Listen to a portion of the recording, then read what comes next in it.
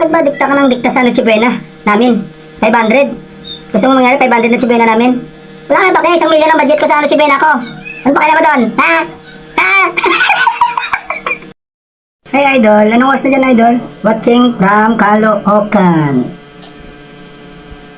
Ay, loko-loko pala to, Eddie Parias. Taga saan ba ako? Oo, no? Ay, kaya yung batas natin, puro English, walang Tagalog. Paano naman ako? Kami, yung iba, na hindi nakaintindi ng English. Makawa naman kami. Ang batas natin, puro English, walang Tagalog. Pero bakit pag hinuhuli nyo kami at binabasaan ng Miranda rights, Tagalog? Nahiya ba kayo sa amin mag-English habang hinuhuli nyo kami?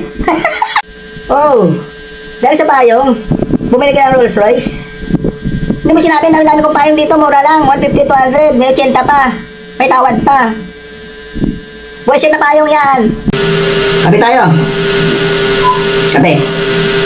Teka, waiter.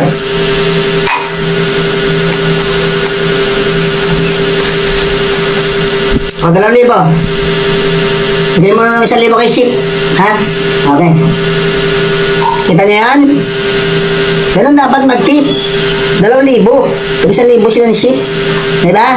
Eh, siyempre wala ito palagyan ng pera natin. Kape lang yan, no? Kape lang yung order ko. Pero tip ko, 2,000. Ganun ako kalupit. Mga basher dyan. 500 pesos, pang Noche Buena. Kung kakasya. Condiments pa lang, 500 pesos, ubos niyan eh. Ginigigil mo ako ha. 500, pang Noche Buena. Kasya, siyempre. Bili mo ng ng 2 family size na arse at saka 2 pan na tinapay. Magkano lang yun? Sobra-sobra pa.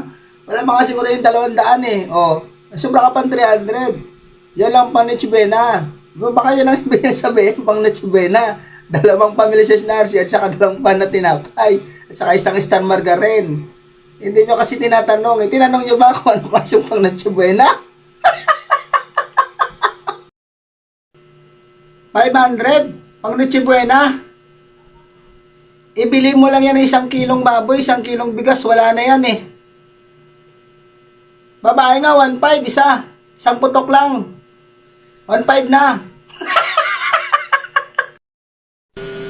Alam niyo bang pinagkaiba ng balot at saka itlog?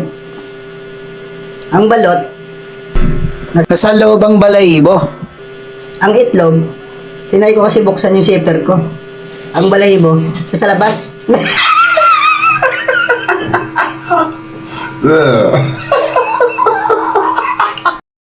Mga babae dyan, di ba kayo nadadala na magmahal ng basketball player? Hindi niyo ba napapansin? Na pagkatapos nila tumira, tumatakbo sila agad? Hindi. Eh bakit pa daw naghahanap ang mga lalaki ng mga ibang babae? Eh pare-parehas lang naman yung kanilang mga kiki. Eh magkakaiba ang amoy eh. Ba?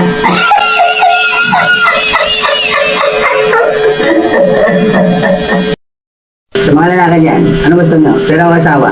Siyempre pera. Ang pera habang tumatagal, lumalaki ang interes.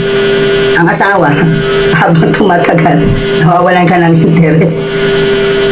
Ubos pang pera mo. Ha? Huwag mo sabihin maganda ka dahil pinagagawan ka. Alalahanin mo, yung bula pinagagawan, makatira lang.